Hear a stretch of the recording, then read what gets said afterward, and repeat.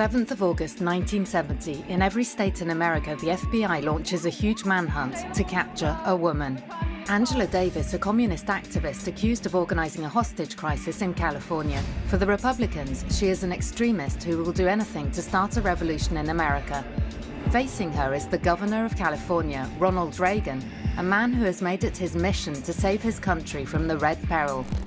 Among the Democrats, he is considered a dangerous reactionary, and he intends to have Angela Davis sentenced to death.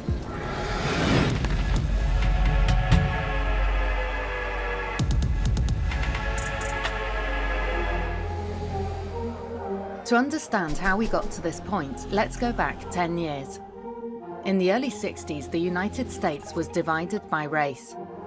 13 southern states continued to advocate segregation. Opponents of this policy created a national movement, the Civil Rights Movement. It was embodied by some great figures like Malcolm X and Pastor Martin Luther King.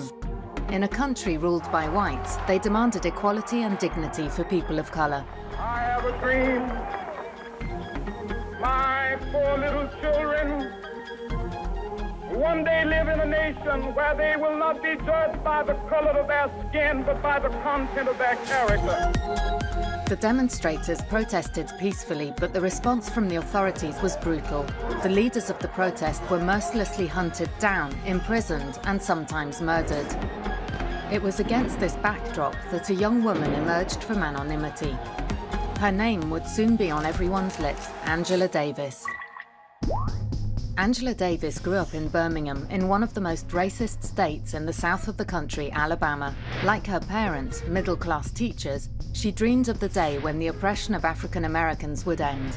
Because in the southern states, racial segregation forbade people of color to live among whites, to share the same transport, hotels, shops, and schools. Angela Davis's childhood was punctuated by the sound of Ku Klux Klan attacks. For decades, these white supremacists had terrorized the black population with lynchings without the authorities reacting. Fanatical racists, they wanted to maintain segregation at all costs. A gifted student, Angela Davis had a particularly brilliant education. She was admitted to the most prestigious schools, such as Hamilton College in New York and the Sorbonne in Paris. She was in Frankfurt, Germany, where she became fascinated with philosophy and Marxism when new race riots broke out in the United States. Angela Davis was distraught. The young woman, then aged 21, felt that the change she had longed for was coming. She decided to travel to California to take part. At the same time, if there was one person who didn't like leftists at all, it was Ronald Reagan. Law and order in this town. You've got it. A fervent believer, good father, and former star of B-Westerns, in the 50s he embodied the American dream. At least a certain vision, one in which courageous sheriffs uphold law and order. I give you my word. I'll shoot the first man who starts for those steps. That was fiction. In real life, Ronald Reagan was in dire straits. His first marriage was failing, he was running out of money. But 3 years later, he found love again in the arms of Nancy and remarried. The following year, he decided to relaunch his career by accepting a television contract. I was just trying to get into the mood. I guess we all remember these things. He hosted a show sponsored by the private company General Electric. It was by inviting himself into American living rooms that he became a star. Now he was a spokesman for the company, and as such he traveled the length and breadth of America. It was then that he discovered his passion for politics, and then he switched sides. He swung to the right all the way, because Ronald had started out as a Democrat. He even voted 4 times for Roosevelt, which is saying a lot. He said he was in favor of divorce against the repression of homosexuals, even though at the same time he defended the death penalty and the right to bear arms. But when he was elected governor of California, Reagan embodied the right wing of the Republican Party. You and I have the courage to say to our enemies, there is a price we will not pay, there is a point beyond which they must not advance. He promised to bring order to university campuses agitated by opponents of the Vietnam War and civil rights activists. He kept his word. 1965, President Johnson imposed the Voting Rights Act. Racial discrimination in the exercise of the right to vote was prohibited. But for Angela and the 20 million other African Americans, this wasn't enough. Black people were still second-class citizens, so the protests continued to grow. In the big cities, one ghetto after another went up in flames. Faced with white power, the young philosophy graduate believed that the time had come for revolution. All kinds of people. She became close to the Black Panthers. This Marxist and Maoist-inspired movement called for equality between people of color and white people. Its militants were armed and said they were ready to impose equality by force if necessary. Angela Davis went even further. She joined the American Communist Party, a semi-clandestine organization in the United States. Conspiracy. That conspiracy has been agreed to by Ronald Reagan.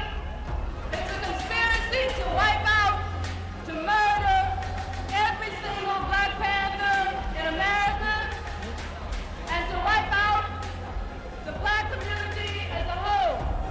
On the 4th of April 1968, the great civil rights activist Martin Luther King was assassinated by a white man. America was shocked. Dozens of riots broke out all over the country. Against this poisonous backdrop, Governor Reagan pulled out all the stops. The 15th of May 1969, he sent the police and then the National Guard to suppress student demonstrations at the University of Berkeley. There were many injured and one person even died. It was named Bloody Thursday. The brutality of police repression disgusted the student world. Angela Davis was revolted and spoke out loud and clear. From then on, she was involved in all political battles. I hope that people on this campus realize that we have to fight. We cannot dance. We cannot throw frisbees. We have to start fighting. We have to start fighting back. Consequently, the authorities started to watch Angela. Ronald Reagan in particular never took his eyes off the woman he considered a dangerous activist. But on the left and in African American organizations, her prestige grew.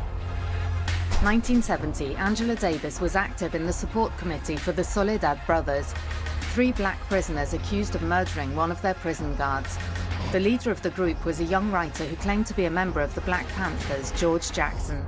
On the 7th of August, George's 17-year-old brother, Jonathan Jackson, organized a hostage situation in a Californian courtroom. He demanded the release of the Soledad brothers. A shootout ensued. Jonathan Jackson died and a judge was killed. All eyes immediately turned to Angela Davis. She knew Jonathan well. One of the weapons used during the hostage-taking belonged to her. And even worse, she fled. For Ronald Reagan, there was no doubt she must have been involved. It was the start of a mad chase across America. With the support of the FBI, Reagan put Davis on the 10 most wanted list in the United States. Considered a dangerous criminal, she was hunted down mercilessly. The FBI has issued a warrant for the arrest of Angela Yvonne Davis, black communist militant. She is wanted on charges of kidnapping and murder. On the 13th of October 1970, Angela Davis was arrested in a New York hotel. Charged with murder, kidnapping, and conspiracy by the state of California, she faced the death penalty. Conservatives wanted to make an example of her, led by Reagan and President Nixon. The actions of the FBI in apprehending Angela Davis is an indication that once the federal government, through the FBI, moves into an area, this should be warning to those who engage in these acts that they eventually are going to be apprehended. But the young woman did not give up. She proclaimed her innocence and created a committee for her release. Her afro had become an international rallying symbol. Millions of people around the world demanded a fair trial.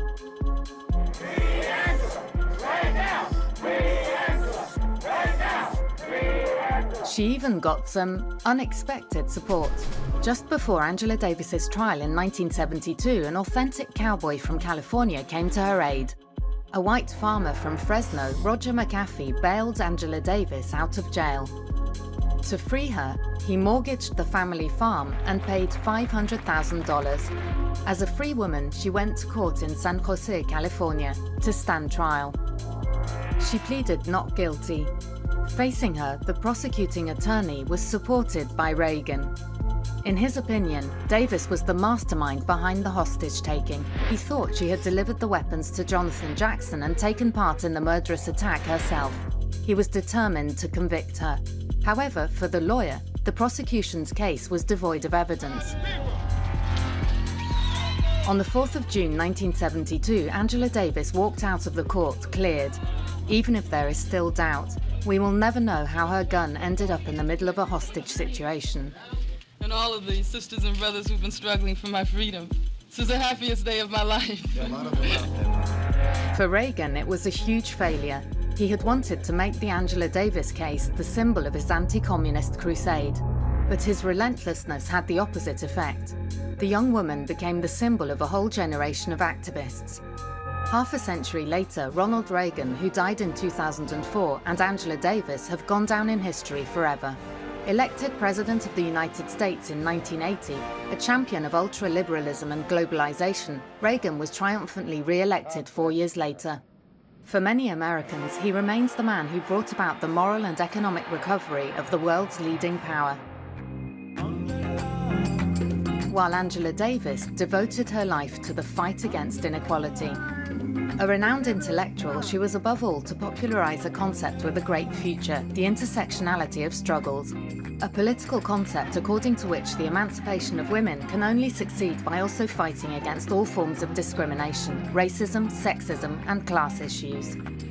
In a country where justice is sometimes too expeditious for people of color, the activist has demonstrated through her fight that an ordinary citizen, even a woman, even a black woman, can triumph over the power of the authorities. Good afternoon, sisters and brothers.